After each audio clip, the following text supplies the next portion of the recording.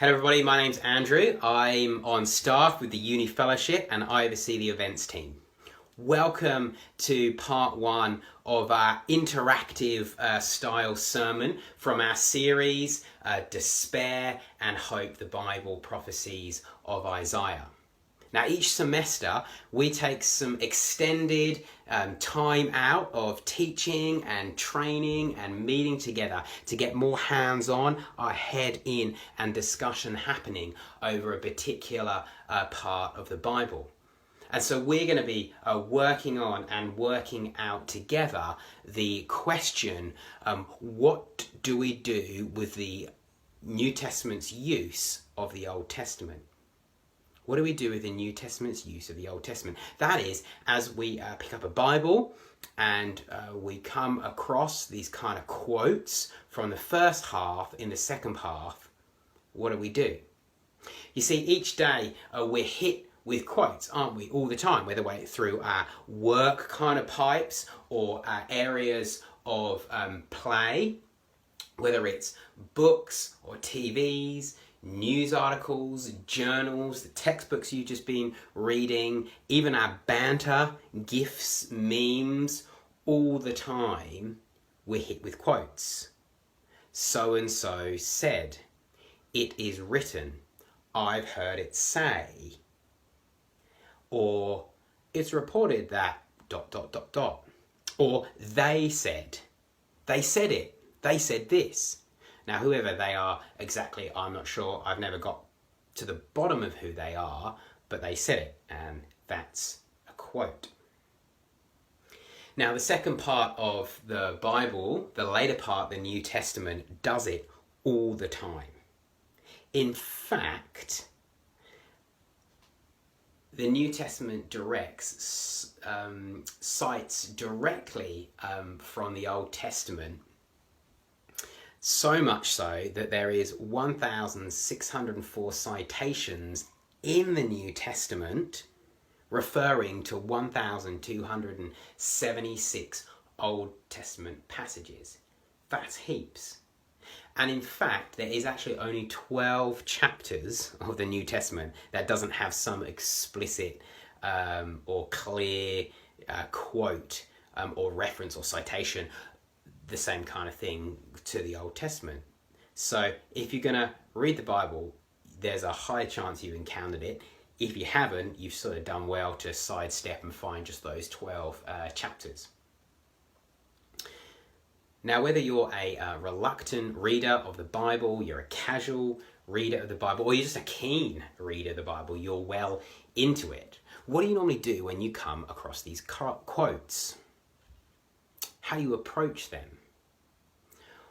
Why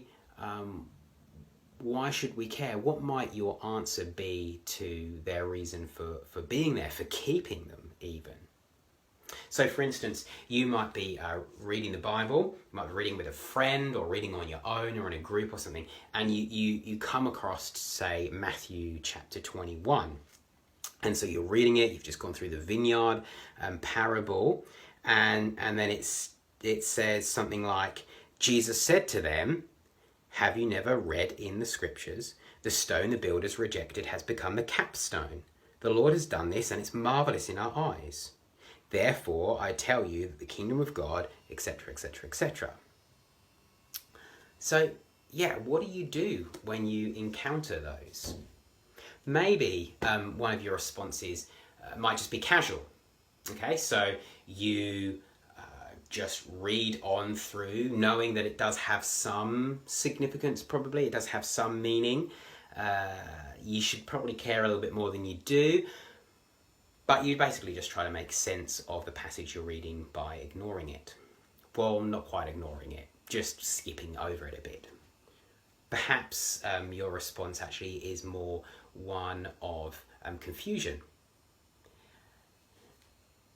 You kind of know where it might be from, but you're not really sure exactly. You're not really sure about its length and accuracy. Why only say this much and not this? Why not add this? And also it can just feel a bit out of place, kind of, a bit like it pops out of the blue and it feels like it's for another audience or another person, and so it's hard to make sense of. Maybe another reaction you have is actually more one of confidence. You're actually fine with it. You seem to have a method to know how to handle it. It works, at least to your mind. And if I had a whiteboard here behind me, you'd be the person who'd be putting your hand up and you'd be keen to come and show me what exactly it is that you do. Maybe though you don't hit any of those criteria, and actually just you're concerned when you read this sort of stuff. The speakers and the readers, are they self-justifying? Are they just using proof text? I mean, we get that all the time, right, don't we? It happens loads. We see people quoting to back their own arguments up. Is this person, are these writers simply just sharing their tale, making their story up and using the quotes that kind of back it best for them? Maybe you're uneasy within that about the quote's apparent kind of rhetorical flair, or even just the sloppiness is a bit alarming at where they're quoting from and how accurate and how much. So what do you do with the New Testament use of the Old Testament? How do you react? Well, what I want you to do is actually take some time out, and I want you to pick one of these chapters. I'd love you to read either Mark chapter 12 or Matthew chapter 21. They're kind of the same, well, similar. 1 Corinthians 14 or Mark 7.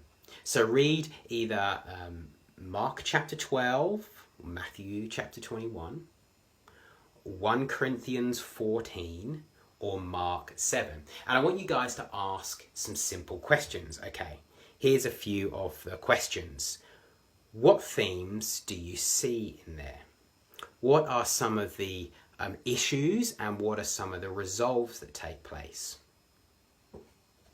What's the main kind of idea of the story? What's the sort of the point that's trying to be put across?